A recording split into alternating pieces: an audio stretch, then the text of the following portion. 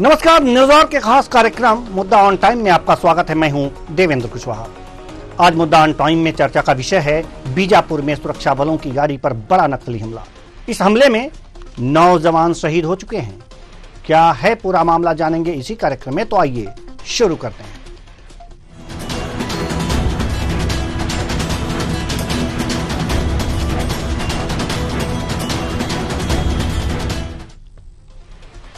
छत्तीसगढ़ के बीजापुर में सुरक्षा बलों के काफिले पर नक्सलियों ने बड़ा हमला किया है। इस हमले में 8 जवानों समेत एक नागरिक ड्राइवर सहित शहीद हो गए हैं। एक वाहन में डीआरजी या डिस्ट्रिक्ट रिजर्व गार्ड के जवान सवार थे, जिसे निशाना बनाते हुए नक्सलियों ने आईईडी ब्लास्ट किया। बताया जा रहा है कि विस्फोटक लदे वाहन को सुरक्षा बलों के काफिले के पास विस्फोट किया गया, जिससे वाहन के परखच्चे उड़ गए। हमला इतना खौफनाक था कि विस्फोट वाली जगह एक बड़ा गड्ढा हो गया। सुरक्षा बलों पर नक्सलियों का हमला ऐसे समय में हुआ जब उनका एक एंटी नक्सली ऑपरेशन चल रहा है। मसलन बीजापुर में सुरक्षा बलों की टीम अपना ऑपरेशन पूरा करके वापस लौट रही थी जब नक्सलियों ने उन्हें निशाना बनाया। जवानों की टीम कुटरू थाना के गांव अंबेली के पास पहुंची थी। वे कुटरू बेद्रे रोड पर थे जब उन पर हमला किया गया। हमले में शहीद होने वालों में डीआरजी के 8 जवान और एक नागरिक ड्राइवर शामिल है।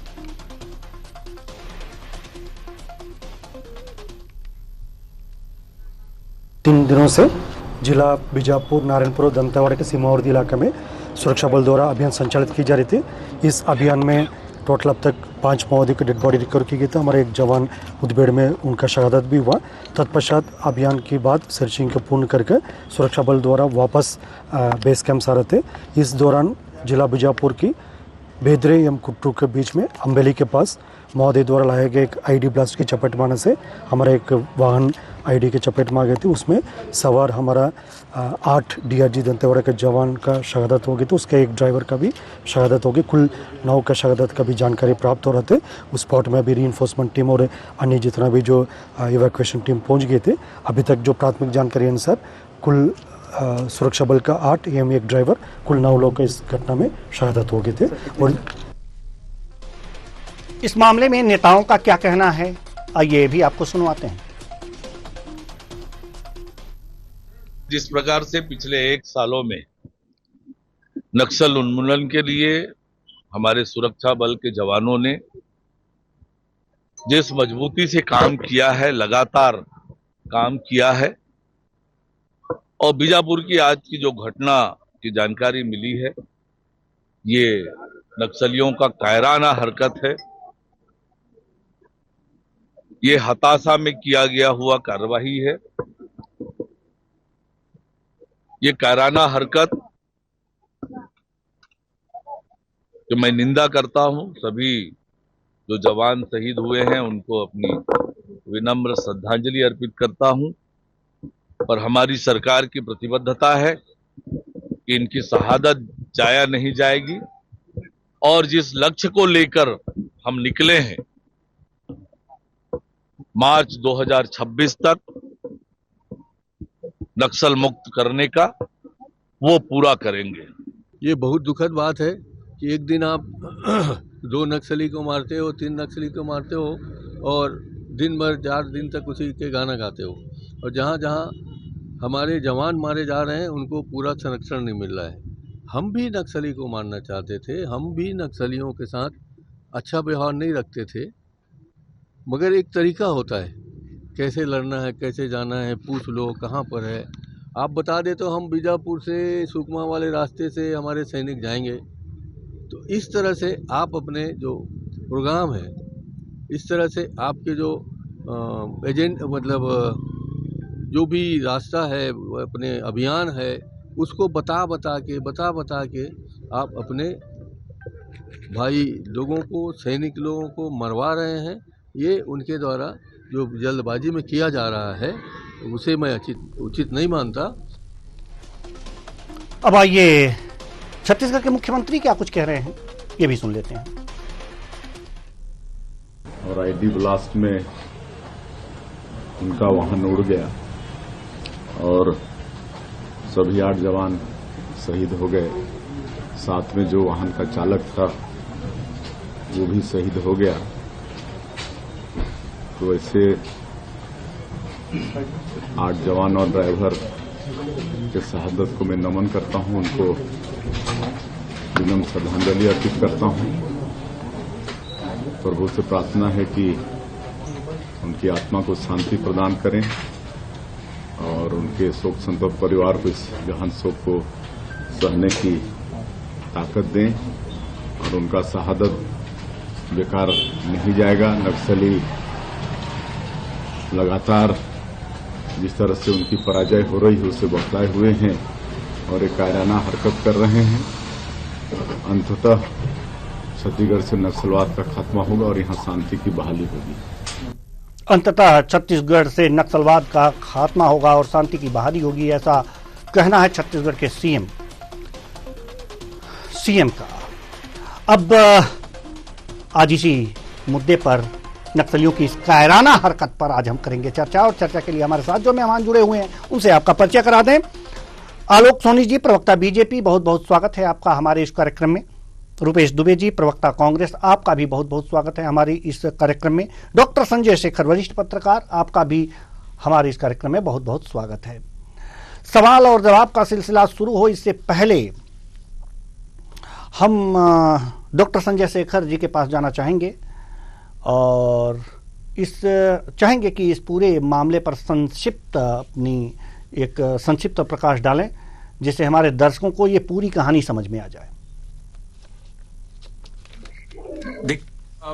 अबूझमार में पूरी टीम गई हुई थी, दंतेवाड़ा की, बीजापुर की, सुकमा की, नारायणपुर की। संयुक्त ऑपरेशन था अबूझमार में। और जैसे कि कल से हम लगातार खबर चला रहे थे कि पहले 4 माओवादियों के मारे जाने की खबर थी, फिर 5 माओवादियों के शव बरामद हुए और हमारे एक सुरक्षा बल के जवान वहां शहीद हुए।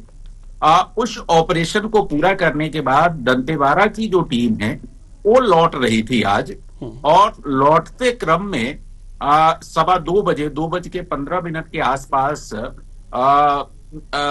कुटड़ू थाना क्षेत्र के अंतर्गत जो अम्बेली गांव है, अम्बेली गांव के पास माओवादियों ने पहले से करीब 50 किलो के आसपास आईईडी ब्लास्ट वहां रखा हुआ था, पहले से प्लांट किया हुआ था। और जैसे ही डीआरजी के जवान की स्कॉर्पियो वहां पर पहुंची, माओवादियों ने जो पहले से घात लगा करके बैठे हुए थे उन्होंने ब्लास्ट कर दिया। और ब्लास्ट इतना जबरदस्त था कि करीब 10 फीट गड्ढा नीचे हो गया। जो गाड़ी थी स्कॉर्पियो, उसके परखच्चे उड़ गए। गाड़ी के जो पार्ट्स थे वो जाकर के पैरों के ऊपर लटक गए। और हमारे जो जवान थे उसमें 8, उनका पूरा शव छत बिछत हो गया। ड्राइवर भी मारा गया। कुल 8 जवान और 1 ड्राइवर, कुल 9 लोगों की वहां पर शहादत हुई। तो इस तरीके से ये पूरा घटनाक्रम है। लेकिन मैं आपको 2 चीज बताना चाहूंगा देवेंद्र जी। अम्बेली वही गांव है जहां से छत्तीसगढ़ में सलवा जुर्म की शुरुआत हुई थी। माओवादियों के खिलाफ जो एक सलवा जुर्म जिसने देश दुनिया में जिसकी चर्चा हुई, उस अभियान की शुरुआत उसी अम्बेली और करकेली गांव से हुई थी। दोनों आसपास के गांव हैं, अम्बेली और करकेली, जिन 2 गांव से आवाज माओवादियों के खिलाफ उठा था, उसी में से एक गांव है अम्बेली। हमको इस बात पे सोचने की जरूरत है कि आज से करीब 15 साल पहले जिस गांव से माओवादियों के खिलाफ आवाज उठी, उसी गांव में माओवादी आज हमारे 9 जवानों को ब्लास्ट करके उड़ा देते हैं। 50 केजी आईईडी प्लांट करना छोटी बात नहीं है। बिना गांव वालों की मदद से, बिना गांव वाले की जानकारी से ये हो नहीं सकता, क्योंकि सड़क के बीच को आपको गड्ढा खोदना है, गड्ढा के बीच में आईईडी प्लांट करना है। और मैं ये कह इसलिए रहा हूं कि माओवादियों की जड़ें जो है वो बहुत हल्के में उसको लेने की जरूरत नहीं, बहुत गहरी है। जिस गांव से इतना बड़ा आंदोलन सलवा जुर्म का शुरू होता है माओवादियों के खिलाफ, और उसी गांव में आज इतनी बड़ी घटना हो जाती है, इसको एक तरफ से सोचने की जरूरत है। दूसरी बात जो सोचने की जरूरत है वो कि कई बार अति उत्साह में हमारे जवान जो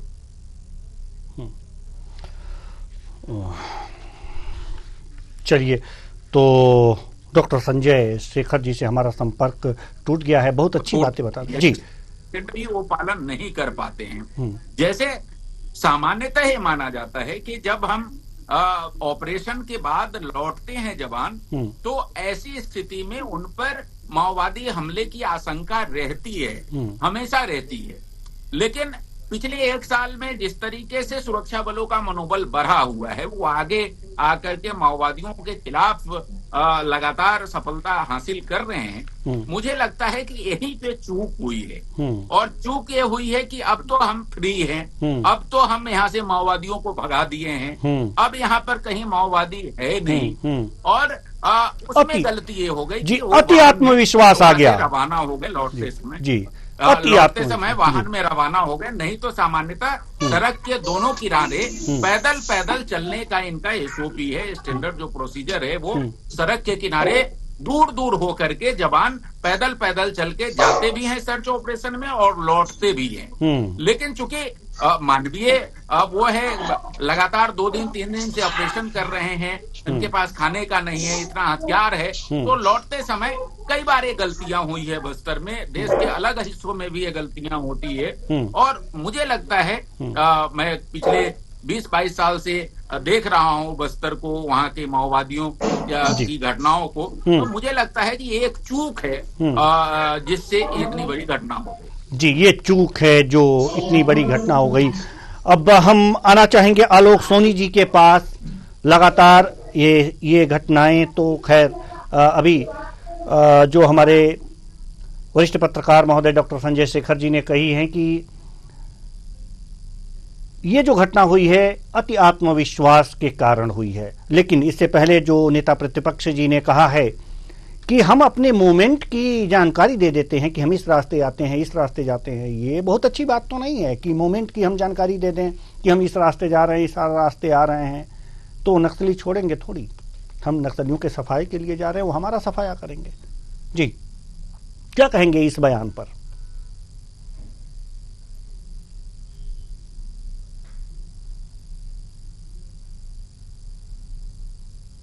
वारों के साथ मेरी सांत्वना है और उन्हें मैं नमन करता हूं।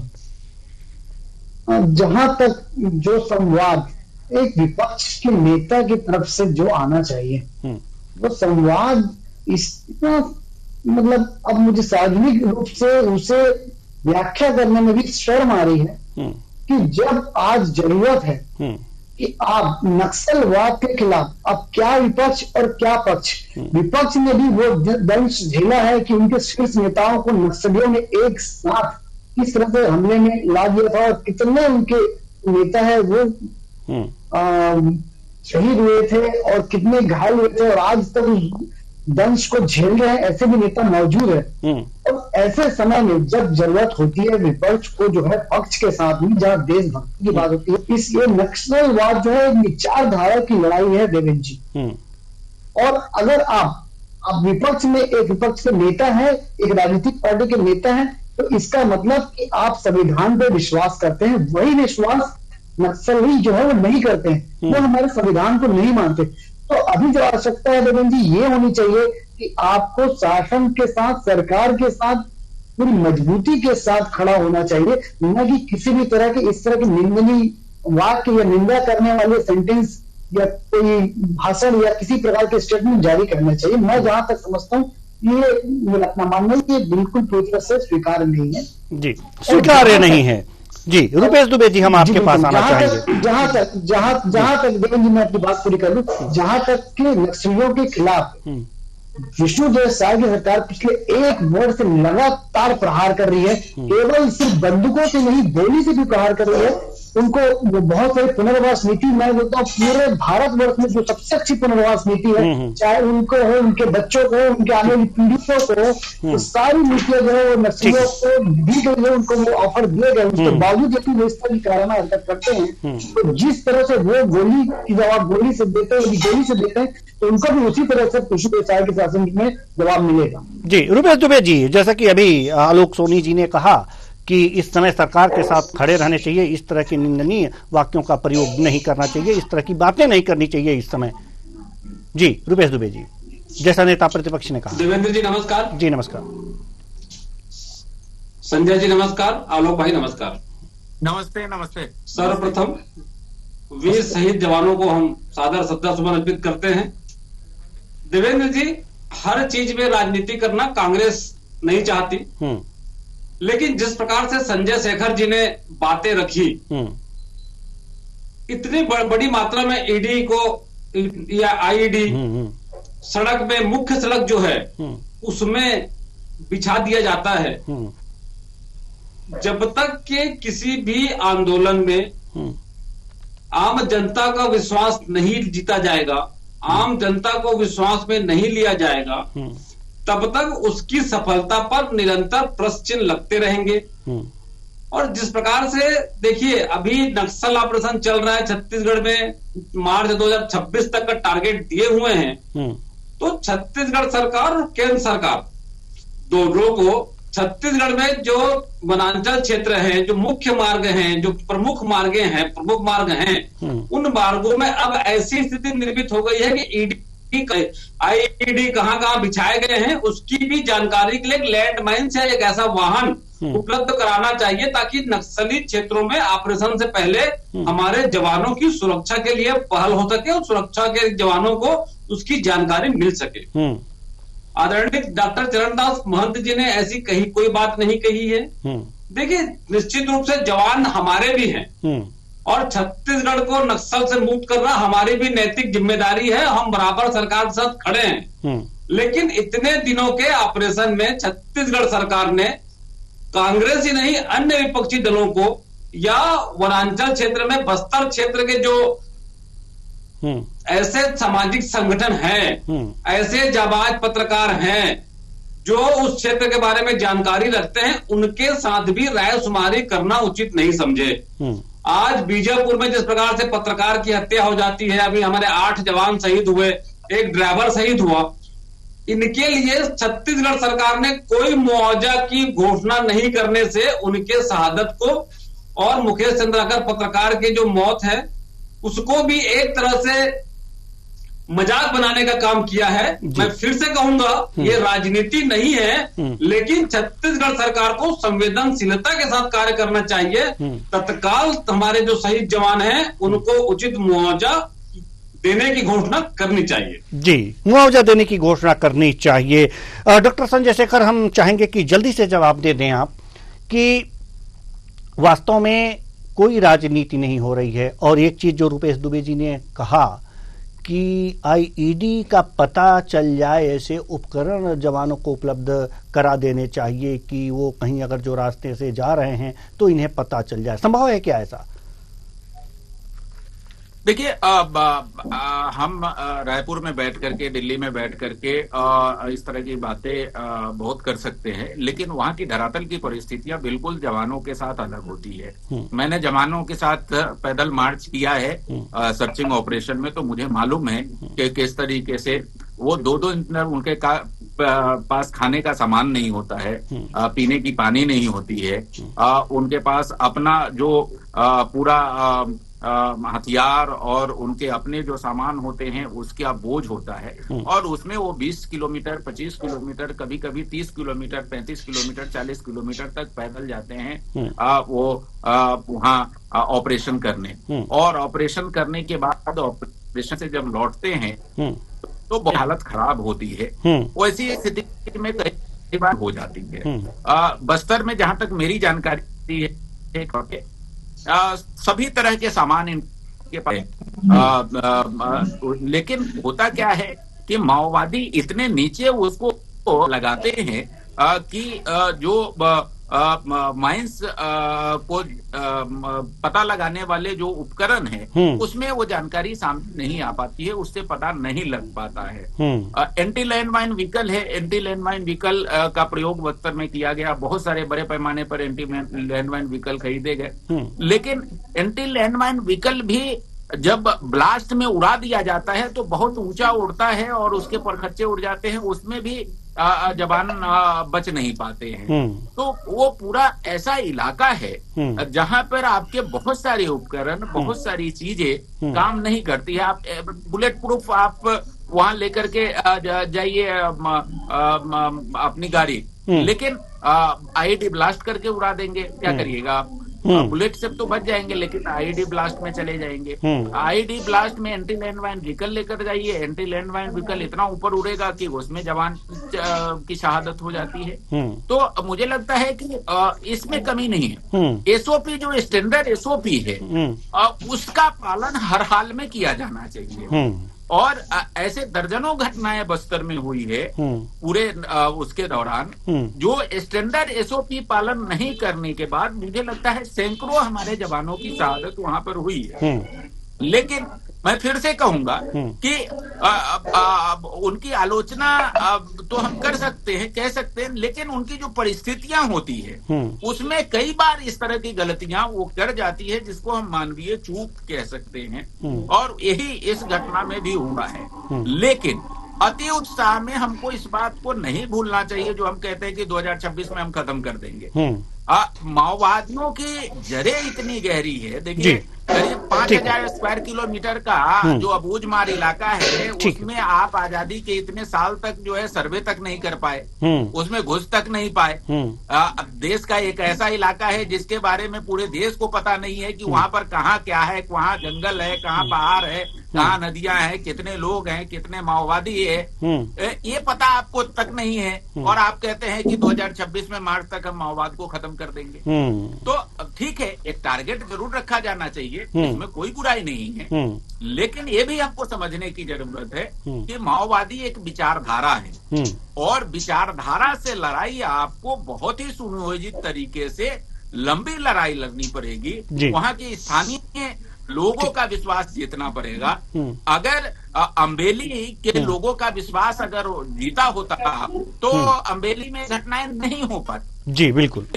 मैं फिर से आपको कोट करूंगा, अम्बेली वही गांव है जहां से नक्सलवाद के खिलाफ जो है आंदोलन की शुरुआत हुई थी, और इतने साल बाद उसी अम्बेली में इतनी बड़ी घटना हो रही है। तो हमको इस सारे चीजों को समझ करके मैं निश्चित तौर पे कहूंगा कि मौजूदा सरकार माओवादियों के खिलाफ बड़ी ताकत के साथ, पूरी दृढ़ इच्छा शक्ति के साथ लड़ाई लड़ रही है, इसमें कोई शक नहीं है, प्रशंसनीय है, इसमें कोई शक नहीं है जी।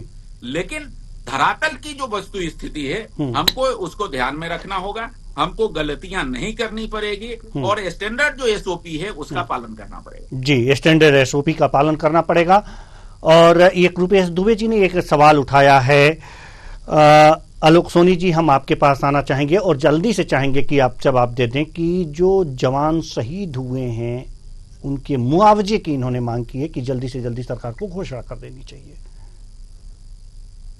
देखिए, यदि बहुत जल्दबाजी में इस तरह की मांग कांग्रेस को, मैं फिर से वही बात हूं, उसका भी एक प्रोटोकॉल होता है। उस प्रोटोकॉल को देखते हुए शासन उस पर जो भी मांग कांग्रेस कर रही है वो भी जल्दबाजी मैं कहूंगा। फिलहाल तो अभी जो साथी हमारे शहीद हुए हैं नक्सल ऑपरेशन में, उन्हें श्रद्धा सुमन अर्पित करने का और उनके साथ कंधे से कंधा मिलाकर के खड़े होने का समय है।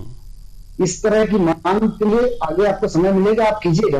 ये कुछ नहीं, ये नक्सलियों की बौखलाहट है जो एक वर्षों से हम लगातार उनके पैर उखाड़ते जा रहे हैं। बौखलाहट ही नहीं, स्ट्रॉन्ग एसओपी की भी मांग अभी हमारे डॉक्टर संजय शेखर जी ने कही है कि जो भी है कि स्ट्रॉन्ग एसओपी होनी चाहिए। जी देवेंद्र जी, लगातार जिस तरह से नक्सल ऑपरेशन जो है वो परवान चल रहा है और नक्सलियों को हम या मार रहे हैं या समर्पण करा रहे हैं, इस बात को भी दर्शाता है कि कहीं ना कहीं हम सही दिशा में आगे बढ़ रहे थे। जी ठीक है। और जो हमने लक्ष्य रखा है मार्च 2026 तक का नक्सल मुक्त छत्तीसगढ़ करेंगे, उसको हम प्रतिबद्ध है और कटिबद्ध है, चाहे उसके लिए हमें गोली का इस्तेमाल करना पड़े, चाहे हमें गोली का इस्तेमाल करना। जी। और जो भी जब साथ खड़े होना है, उनको जो आर्थिक मदद देना है उसके लिए पार्टी और सरकार और केंद्र सरकार भरपूर मदद कर रही है जी। और मैं उम्मीद करता हूं कि कांग्रेस के साथी भाई भी अभी इस वक्त जो है इस तरह की मांग न रख करके जवानों का हौसला अफजाई करें। जी, जवानों का हौसला अफजाई करें। रुपेश दुबे जी, जल्दी से जवानों का हौसला अफजाई करें, इस तरह की मांग अभी ना करें, कुछ दिन रुक जाएं। निश्चित रूप से सभी जवान जो नक्सल क्षेत्र में तैनात हैं, उन जवानों के साहस को कांग्रेस पार्टी हमेशा सलाम करती है, अदम्य साहस को नमन करती है। लेकिन जिस प्रकार से संजय सहगल, मैं फिर से कहना चाहूंगा, बिना धरातल की जानकारी के एक टास्क दे देना और वहां जवानों को किसी भी प्रकार की सुविधाएं न देना, तमाम सुविधाओं के अभाव में हमारे जवान नक्सलियों से लोहा ले रहे हैं और मात्र वाहवाही लूटने के लिए नेता भाजपा के लोग, सत्ता सरकार के लोग आकर के बड़ी बड़ी बातें कर देते हैं। हमने ऐसे लैंड माइन्स लाए हैं, ऐसे लैंड माइन्स विकल हैं जो 20 किलोग्राम आईईडी को समाप्त झेल लेगी। नक्सली 25 आईईडी का उपयोग करते हैं। तमाम जो गुप्त जो वार्ताएं होती हैं, गुप्त जो रणनीति होती है, उसको भी सत्ता सरकार के लोग अपने वाहवाही लूटने के लिए समाचार पत्रों में और सार्वजनिक स्तरों पर बयानबाजी करते हैं, जिसका दुष्परिणाम हमें हमारे आदत के रूप में देखना पड़ता है। सरकार को चाहिए जो जवान वहां लोहा ले रहे हैं उनको पर्याप्त सुविधा दे, उनके परिवार को एक सुरक्षा कवच के रूप में प्रदान करे, ताकि जो जवान हैं उनके साहस में किसी भी प्रकार की नरमता या हताशा ना आए। ये छत्तीसगढ़ सरकार को चाहिए। जी, अब चूंकि हम और भी तमाम प्रश्न हैं जो उत्तर लेना चाहते हैं, लेकिन समय इजाजत नहीं देता। बहुत बहुत धन्यवाद सभी मेहमानों का, आप आए और अपने अपने विचार साझा किए। तो कायराना करतूत हुई है नक्सलियों की, जब लगातार जो हमारे जवान हैं इन पर कहर बन के टूट रहे हैं तो बौखला गए हैं नक्सली, और बौखलाए हुए नक्सलियों ने वापस लौटते हुए हमारे जवानों के ऊपर छुप करके वार किया है, कायराना वार किया है और पीछे से वार किया है, ये कह सकते हैं। आईईडी ब्लास्ट करके हमारे 9 जवानों को शहीद कर दिया है। ये अच्छी बातें नहीं कही जा सकती, ये कायराना हरकत है। अगर मुकाबला करना है तो आमने सामने का कीजिए, सीना ठोक के आइए और मैदान में उतर जाइए, पता चल जाएगा कि आपकी औकात क्या है। लेकिन खैर, हमारे जवान हैं जिनके हौसले कभी कम नहीं होंगे। शहीद हुए हमारे जवान और वास्तव में अमर हो गए हैं हमारे जवान। लेकिन अभी भी ऐसा नहीं है कि आपके दांत खट्टे नहीं होंगे। खत्म होगी नक्सली समस्या, आप खत्म होंगे। नक्सली जो भी हैं, जहां भी हैं, जैसे सुन रहे हैं, मुख्य धारा में लौट आइए, वरना ये कायराना हरकत दिगा नहीं सकती हमारे जवानों को और नहीं हमारी सरकार को। आपको अपने हथियार सरकार के पास जमा कर देने चाहिए, मुख्य धारा में लौट आना चाहिए। इससे बेहतर विकल्प आपके पास नहीं है, वरना हमारे जवानों के गोलियों से छलनी होगा आपका सीना। और ये जो शहादत है हमारे जवानों की, ये व्यर्थ नहीं जाएगी। एक जवान के बदले सफाया होगा नक्सलियों का। तो ये नक्सली जो भी हैं, जहां भी हैं, सुन लें, ये सरकार की ललकार है, हमारी ललकार है। आ जाइए मुख्य धारा में, ये आपके लिए बेहतर है, वरना गोलियों को अपने सीने पे खाने के लिए तैयार हो जाए। फिलहाल इस कार्यक्रम में इतना ही, मुझे दीजिए इजाजत, नमस्कार।